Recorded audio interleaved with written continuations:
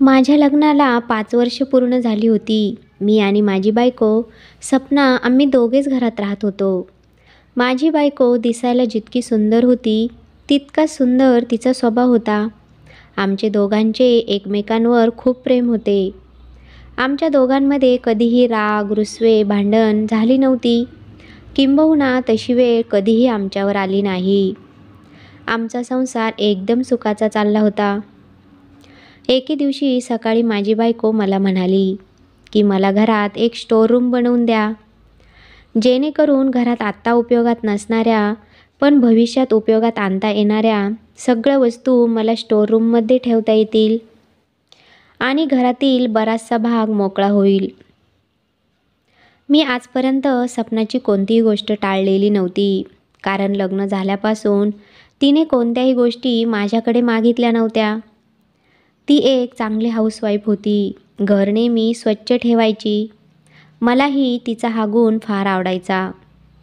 मी store room बांधून देण्यास होकार दिला आणि लगेचच कामास सुरुवातही केली. काही दिवसातच मी किचनच्या बाजूच्या जागेत स्टोअर रूम बांधून दिला. सपना खूप खुश झाली. तिने सांगितल्याप्रमाणे तिने बऱ्यापैकी सामान स्टोअर रूममध्ये ठेवून दिले. मी माझ्या ऑफिसच्या कामात व्यस्त राहत होतो, त्यामुळे मला कळलेच नाही की सपना आता चिडचिड करायला लागली आहे आणि कधीकधी तर रात्री एकांतात ती रडतसुद्धा होती. पण मला काय माहीत होते की या मागचे खरं कारण तर स्टोअर रूममध्ये आहे. कारण मी बऱ्याच वेळा नोटीस केले होते की स्टोअर रूम बनवल्यापासून सपना जास्तीत जास्त वेळ त्या स्टोअर रूममध्ये असायची, पण मी कधी लक्ष दिले नाही. पण सपना आता खूप छोट्या छोट्या गोष्टीवरून चिडत होती. तिला रागही येत होता. जे कधी गेल्या 5 वर्षात झाले नाही ते आत्ता होत होते. मला तर काहीच समजत नव्हते की सपनाला नेमके झाले तरी काय आहे.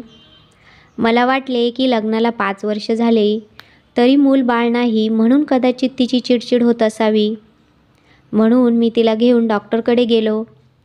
तिथेही सपना येण्यास तयार नव्हती. परंतु मी खूप विनवण्या केल्या तेव्हा कुठे ती डॉक्टरकडे यायला तयार झाली. पूर्ण चेकअप केल्यानंतर डॉक्टरांनी तिच्यात छोटासा प्रॉब्लेम सांगितला, पण वेळेवर व्यायाम, दवाखाना आणि आराम केला तर ती आई होणार, असे डॉक्टरांनी सांगितले. पण सपनाचे लक्ष कुठेतरीच विचलित होते आणि तिने मला घरी चला असे सांगितले. मी तिला कारण विचारले असता तिने काहीही उत्तर दिले नाही. दुसऱ्या दिवशी मी सपनाला बाहेर फिरायला जाऊया म्हणून सांगितले, तर तिने येण्यास मनाई केली. बाहेर कुठेतरी जेवायला जाऊया म्हटलं तरी ती आलीच नाही. मला समजत नव्हते की काय झाले आहे. सपना अशी विचित्र का वागत आहे. एके दिवशी रात्री उशिरा अचानक माझे डोळे उघडले. बघतो तर काय, सपना बेडवर नव्हती. मीही विचार करत होतो की इतक्या रात्री स्वप्ना कुठे गेली असेल, म्हणून मी बेडरूममधून बाहेर आलो. मी सपनाला सगळीकडे पाहिले, पण मला ती कुठेच दिसली नाही. मी किचनमध्ये गेलो तर तिथेही सपना नव्हती, पण मला तिथे कोणीतरी काहीतरी कुजबूज करत असल्याचा आवाज आला. मीही संभ्रमात पडलो की या घरात मी आणि माझ्या बायकोच्या व्यतिरिक्त कोणीही राहत नाही. मग हा आवाज कसला? मी पाहिले तर तो आवाज किचनलगत असलेल्या स्टोअर रूममधून येत होता. मी स्टोअर रूममध्ये जाऊन पाहणारच तेवढ्यात सपना त्या स्टोअर रूममधून बाहेर आली. मला समोर पाहून सपना खूप घाबरली. मीही सपनाला ह्या वेळेला स्टोअर रूममधून बाहेर निघताना पाहून आश्चर्यचकित झालो.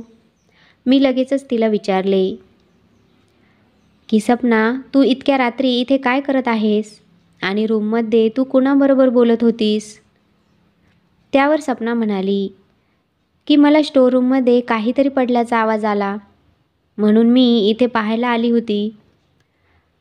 तर तिथे एक मांजर बंद झाली होती, असे मला सपनाने सांगितले. तिची धडपड सुरू होती बाहेर निघायची.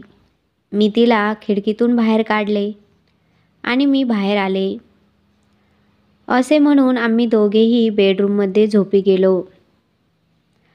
दुसऱ्या दिवशी सकाळी मी सपनाला सांगितले की आज मी ऑफिसमधून लवकर घरी येणार आहे, कारण माझे मित्र आज आपल्या घरी चहापान करायला येणार आहेत. हे ऐकून सपना माझ्यावर चिडायला लागली. माझ्याशी डायरेक्ट भांडणच करायला लागली. मीही हैराण झालो होतो की यात भांडण करण्यासारखे काहीही नव्हते. सपनाला नक्की प्रॉब्लेम कसला होता? मी ऑफिसमधून लवकर घरी येण्याचा, की माझ्या मित्रांचा, की आणखीन काही? पण यापूर्वी सपना माझ्याशी असे कधीही वागली नव्हती. यापूर्वीही माझे मित्र घरी येऊन गेलेले आहेत. सपनासुद्धा त्या सगळ्यांना चांगलीच ओळखते. मग आत्ताच काय झाले असावे? मी जास्त काहीही वाद न घालता सरळ ऑफिसला निघून गेलो. एके दिवशी माझी तब्येत अचानक खराब झाली, म्हणून मी घरीच होतो. मला खूप अशक्तपणा आल्याने चक्करही येत होते, म्हणून मी झोपून होतो. काही वेळाने पुन्हा मला तोच आवाज आला, कोणीतरी बोलत असल्याचा. पण तो आवाज इतका हळू होता की कोण काय बोलत आहे हेही कळत नव्हते. मी उठून बघण्याचा प्रयत्न केला, पण मला अशक्तपणामुळे उठता येत नव्हते. म्हणून मी जोरात सपनाला आवाज दिला. सपना 5 ते 10 मिनिटांनी घाबरत घाबरत आली आणि म्हणाली की काय झालं? काही हवं आहे का तुम्हाला? मी तिला विचारले की तू कोणासोबत बोलत होतीस? कोण आहे बाहेर?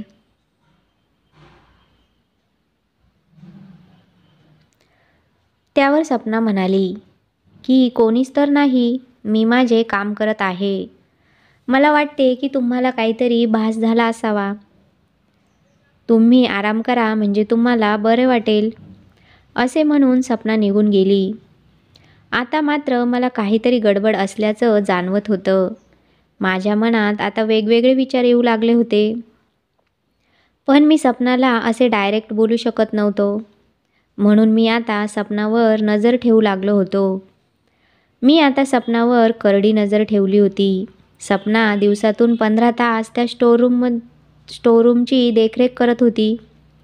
मी बऱ्याचदा प्रयत्न केला तिथे जाण्याचा, पण तिने त्या दरवाजाला टाळा लावून ठेवला होता. मी त्याचे कारण विचारले असता सपना म्हणायची की मी तिथे जुन्या वस्तूसोबत माझे दागदागिनेही ठेवले आहेत. देव न करो जर आपल्या घरी चोरी झाली तर चोर ह्याला स्टोअरूम समजून चोरीच करणार नाही. पण मला सपनावर संशय होता की सपना माझ्यापासून लपून छपून कुणाला तरी भेटते आहे. तिचे कुणाशी तरी संबंध असावेत. म्हणून मला आता सपनाचा खूप राग येत होता. पण मला तिला रंगेहात पकडायचे होते, म्हणून मी जास्त काहीच बोललो नाही. एके दिवशी मी सपनाला सांगितले की मी ऑफिसला जात आहे, परंतु मी ऑफिसला न जाता किचनजवळील कपाटात लपून बसलो व सपनाच्या सर्व हालचालींवर नजर ठेवू लागलो. पण मी जे काही माझ्या डोळ्यांनी पाहिले त्यामुळे माझ्या पायाखालची जमीनच सरकली. सपना नाश्त्याचे ताट आणि सोबत 2 कप चहा घेऊन त्या स्टोअरूममध्ये गेली. आता मात्र मला खात्री झाली होती की माझ्या बायकोचे कुणाशी तरी प्रेमसंबंध सुरू आहेत. माझे हातपाय थरथर कापत होते. मी माझ्या बायकोवर जीवापाड प्रेम केले, सगळ्या गोष्टी आणून दिल्या, सगळ्या सुखसोयी दिल्या, तरीही तिने माझ्यासोबत असे का केले? माझ्या डोळ्यात अश्रूंच्या धारा वाहू लागल्या. पण मी स्वतःवर ताबा मिळवत हळूहळू स्टोअरूमकडे जड पावलांनी जाऊ लागलो. माझ्या छातीत धडधड वाढली होती, डोळ्यात अश्रू येत होते. कपाटापासून ते स्टोअरूमचे अंतर मला पार करायला जड जात होते. असे वाटत होते की माझ्या पायाखालची जमीनच कोणीतरी काढून घेतली आहे. मी स्वतःला या जगात अनाथ समजू लागलो होतो. मी हळूहळू जसजसा स्टोअरूमकडे जात होतो तसतसा मला तो कोणीतरी कुजबुज करत असल्याचा आवाज ऐकू येऊ लागला, जो आवाज मी यापूर्वीही ऐकला होता.